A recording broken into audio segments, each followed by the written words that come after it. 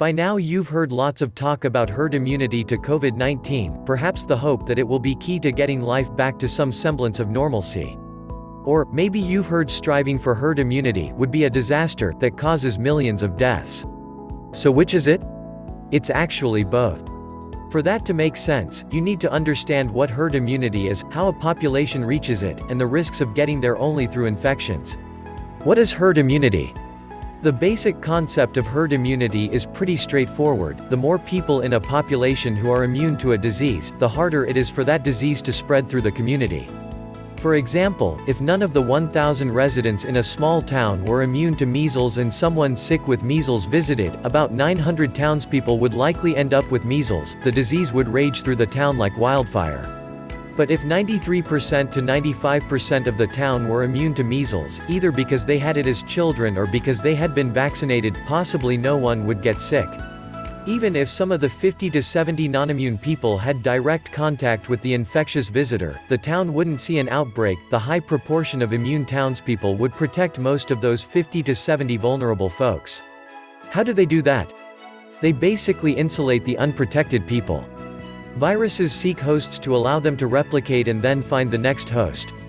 If all the virus encounters are immune people, it has nowhere to go. As long as the non-immune people are randomly spread throughout the town, the virus has a lower chance of finding them. Even if it finds a couple of them, they won't be able to pass it on to many others if they're mostly surrounded by immune people. The virus can't reach everyone if not enough people can become infected to keep passing along the disease. That said, if those 50 to 70 people all attend the same house of worship and the infected visitor visits that service, chances are there will be an outbreak affecting most of the non-immune people in town. We'll get to that. Where did that 93% to 95%, the threshold experts estimate is necessary to achieve herd immunity for measles, come from? It's based on how contagious a disease is and how long infected people are contagious. Those two factors determine the basic reproductive number, or R0 pronounced R0, of a disease.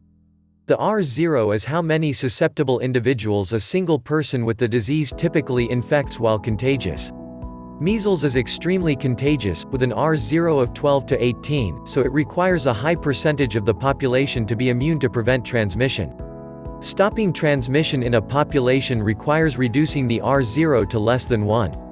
Interventions such as social distancing, quarantining sick people, and vaccination can all help reduce it. Scientists haven't nailed down the R0 of COVID-19, but they estimate it around 2 to 3, with some estimates a little lower and some a little higher. That means somewhere between 60% to 80% of the population needs immunity to COVID-19 to reach herd immunity. Reaching herd immunity through infection has two major drawbacks: uncertainty and cost. How does a population reach herd immunity? There are two ways to achieve herd immunity, which also explains the dueling narratives you might have heard about whether herd immunity to COVID-19 is something we should or shouldn't hope for. Vaccines are usually the best way to do it because they're designed to elicit a robust immune response, says Ellie Murray, SCD, an assistant professor of epidemiology at Boston University. But, it can also happen just by that many people getting infected with the disease. To be effective, immunity needs to exist at similar levels everywhere. It's based on the idea that enough infections occur randomly, or enough people are vaccinated, throughout a population, that you have equal amounts of immunity in every community, says Matthew Memoli, MD, Chief of the Laboratory of Infectious Diseases Clinical Studies Unit at the National Institute of Allergy and Infectious Diseases. If you don't have that, you have pockets with and pockets without immunity. In fact, that's how measles has made a comeback in the US in recent years. Think back to the example of those 50 to 70 people in town all going to the same worship service, that has actually been happening with schools, neighborhoods, churches, and other groups. As measles vaccination levels dropped in certain communities, the erosion of herd immunity opened a path for the virus to travel through the population. You need herd immunity in every group of people at every time point to be sure you won't see any outbreaks, Murray says. By outbreak, I mean an extended transmission chain, where the virus is transmitted from one person to another to another to another and on indefinitely. With herd immunity, a few people might get sick, but the illness might go a few chains of transmission and then peter out. We already know a vaccine is, optimistically, at least 2 years away. Yes, you've heard 12 to 18 months, a million times, but that's how long it will likely take to get the vaccine to the public after researchers have developed and tested the vaccine. Even 18 to 24 months is unrealistic given how long development and testing can take. The fastest vaccine ever made, for mumps, took 4 years. But reaching herd immunity through infection has two major drawbacks: uncertainty and cost. We don't know enough about immunity to COVID-19. Reaching herd immunity through infections only works if getting an infection actually makes you immune to the disease, or immune long enough for it to matter. As Dana Smith has written at Elemental, scientists don't yet know what immunity to COVID-19 involves or how long it lasts. Researchers know people make antibodies to COVID-19, but antibody levels don't necessarily mean protection, says Angela Rasmussen, PhD, a virologist at Columbia University. You can also not have detectable antibodies and still have some protection. Antibodies aren't the only thing that gives people immunity to a disease. The body can also retain memory B cells, which are antibody factories, and T cells, which kill infected cells, among other things. Even without detectable levels of antibodies to a pathogen, the immune system of someone with enough memory B cells and T cells could begin killing infected cells and making antibodies again when the pathogen shows up. In fact, Memoli said he has seen people without detectable antibodies to influenza who did not get sick even when intentionally infected with the flu virus in controlled laboratory studies. And the flip side is a risk too. Someone might have just enough immunity to prevent them from getting sick with symptoms, but not enough to prevent an infection from taking hold so that they pass along the disease to others. When you're talking about herd immunity, it's important that the immunity you've induced, either with the disease or the vaccine, prevents the ability of someone to spread the disease, Memoli says. Consider how incomplete immunity might play out in a place like Sweden, where chief epidemiologist Anders Tegnell claims Stockholm will reach herd immunity in a few weeks. Tegnell estimated at the end of April that about a quarter of the capital city's population had antibodies to COVID-19, many from asymptomatic infections. Helen Jenkins, Ph.D., an assistant professor of biostatistics at Boston University, is skeptical Stockholm will reach the herd immunity threshold so soon given how much voluntary social distancing the Swedish have observed. But even if 60% of the population does have COVID-19 antibodies by summer, it's not clear what it means, especially since researchers don't know whether asymptomatic infections confer more or less immunity than serious cases. It's one thing to say lots of people have been infected, Jenkins says. It's another to say they definitely are immune to reinfection. What good is herd immunity if millions of people have to die to get there? Herd immunity through infections means millions die. The bigger problem with achieving herd immunity through infections is that it defeats the purpose of reaching herd immunity at all. The whole point is to minimize death and morbidity, but even if there is a high rate of asymptomatic or mild disease, you're still going to have millions of deaths, Rasmussen says. What good is herd immunity if millions of people have to die to get there? Remember that threshold of 60% to 80% to bring about herd immunity to COVID-19? There's a reason for it being arranged. Jenkins says 60% is often bandied around as the level you need to drive the reproductive number below 1, but it still takes time for transmission to go down.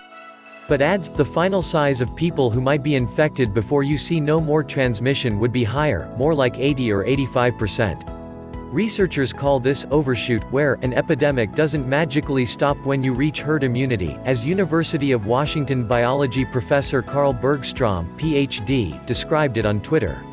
You reach herd immunity not when the epidemic is nearly over, but rather precisely at the epidemic peak, he explained. Murray offers this analogy: I think of it like a train. It's going along slowly, then it's getting up to speed, and then you pull the brake, but it's not going to stop immediately. It's got to slow down. With a current U.S. population of around 330 million people, a 60% infection rate is about 198 million people. Using the low estimate of a 0.5% death rate, nearly a million people will die. For context, as of May 13, the official death toll was just over 80,000. If the fatality rate is closer to 3%, nearly 6 million will die. And that's just when the brake is pulled, when infections start to taper down. Reaching 80% means 1.3 to 7.9 million dead Americans, with no guarantee transmission will stop. It's still quite possible 99% of people would end up getting infected given that the outbreak had spread that far, Murray says. In fact, the only disease the US, and the world, has ever overcome by reaching herd immunity is the 1918 flu pandemic, and that killed about 50 million people worldwide. What can antibody testing tell us about herd immunity? You may have heard that antibody, or serology, testing found up to 4% of Santa Clara County residents in California have had COVID-19, or up to 6% in Florida's Miami-Dade County and 14% in New York. But it's unclear how representative those findings are. If they asked people who had symptoms if they wanted a test, it's overestimating, Murray says. If they ask people who didn't have symptoms if they want a test, that may be underestimating. Even putting aside scientists' criticism of some of those studies, those results mean little for herd immunity, except perhaps for clarifying to the public that we're not anywhere near herd immunity, Murray says. Even if these studies are right, just because the prevalence is this number in one area doesn't mean it's the prevalence where you live, she says.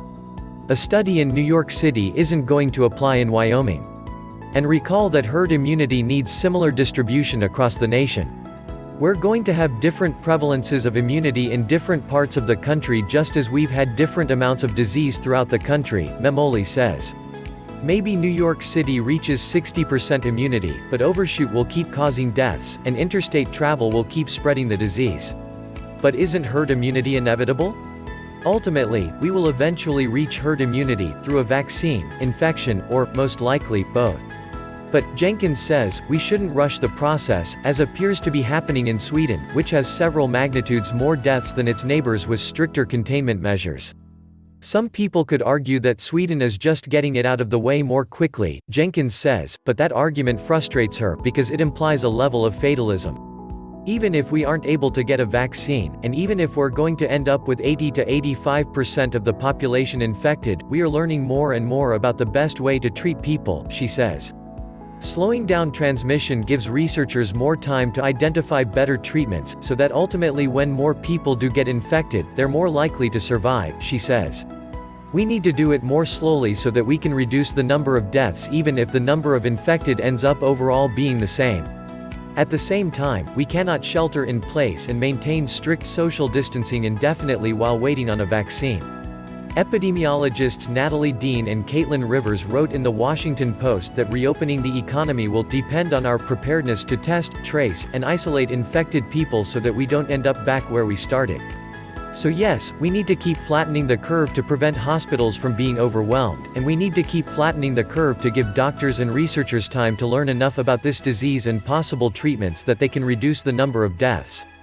But we also need to flatten it to buy time to put that testing, contact tracing, and isolation infrastructure in place. Other countries have shown it's possible, from Taiwan and New Zealand to South Korea and Australia. Achieving herd immunity through vaccination would indeed mean getting back to normal, and it's the long-term goal.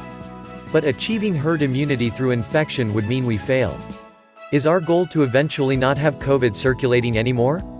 Then yeah, I guess herd immunity is better than nothing, Murray says. Is our goal to not have millions of people get sick and die? Then herd immunity is not a solution, because herd immunity requires that millions of people get sick and die. Herd immunity is what happens if we do nothing.